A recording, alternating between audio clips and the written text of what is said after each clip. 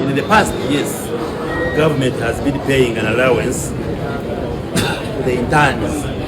But this started when there are few doctors who were coming out of universities. When we had Makerere University alone, then Mbarara University came on board, and a few other universities. But the situation obtaining today is that we have very many universities, both public and private universities, producing doctors, nurses, pharmacists, and those health workers who undertake internship.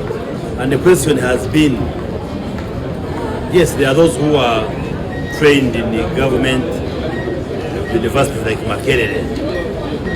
We can say government continues supporting them. Then how about those who train from private universities? Somebody has been in Kampala International University, paying for himself or herself.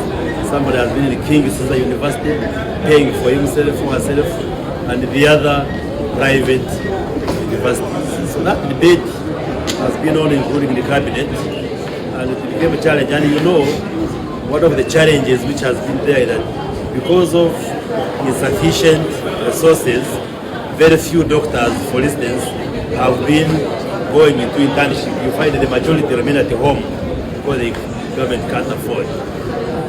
So a decision was taken that what if we remove the allowance and then we enable all the doctors and the pharmacists and nurses who complete from public and private universities be able to undertake internship without discrimination that is occasioned by a lack of resources. So of course that policy decision has pros and cons, but we shall implement it and study it along the way and see how it works. But it is intended to give an opportunity to all the students who qualify and attain their degrees to be able to proceed and do internship and not to be constrained by lack of resources to pay their allowances. So the decision is in the good faith. Nteekateeka ya Museveni mu bwongo bwe. Museveni adalina plan esooka.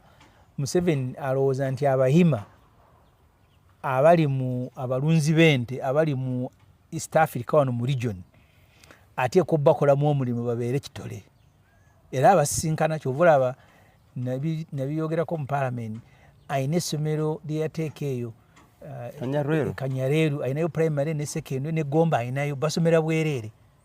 Abasomera mu eryo essomero basomera bwereere yasasula bwamala ayina scholarship ya 23 billion mu State House n'abasindika ebweyo ne bagenda ne basoma. Museveni yeetegekera nti abantu bwe bajja kutufuga ne bajja kutuuka balemererwe kuba naffe tugenda kutuula oba kale ffe ne bwe tunaatuula abaana tebajja kutuula. In fact amagezi gembawa bayinvestinga ennyo mu bwenkanya kuba ne balina bisobola biruuzinga abasinga obungi ekyo tebakiraba. Oli bw'abeera ng'akutte omudumu gw'emmundu nga yalina trigger alaamu ennaabalo kyovala Museveni yagamba mu kalulu agamba Kyagulanyi nti omuntu omu akutte emmundu asobola okuba abantu 100.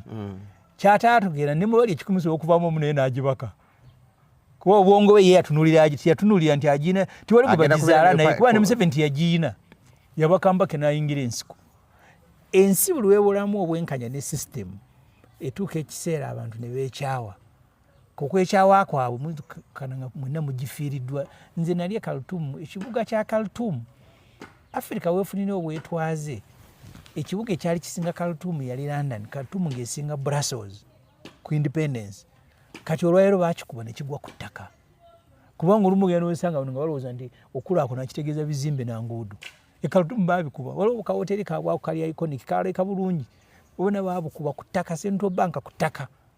Ensi esobola kuwangaalawo na bwenkanya. Tesobola kuwangaalawo n'ogamba nti nkulakulanyiza ensi kakati per capita eweze 1,114 ebyo byonna bipunguuka biringa mbuyaga. Museveni is Tutsi. And he is the one who trained, together with people like Paul Kagame, in Tanzania, together with our liberation fighters.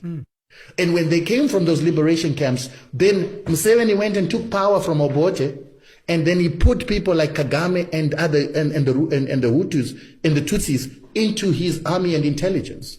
They then started murdering non-Tutsis who wanted power in Uganda because they were majorities. And that's how Museveni becomes the president of Uganda as a Tutsi, and then he begins to assist Kagame to then create a force that is going to take power in Rwanda. And then they must take power in Rwanda, instill a Tutsi in Burundi, and instill a Tutsi in Congo. So when they then succeeded in getting what do you call him? Kabila into power, Kabila refused to put Tutsis into his government.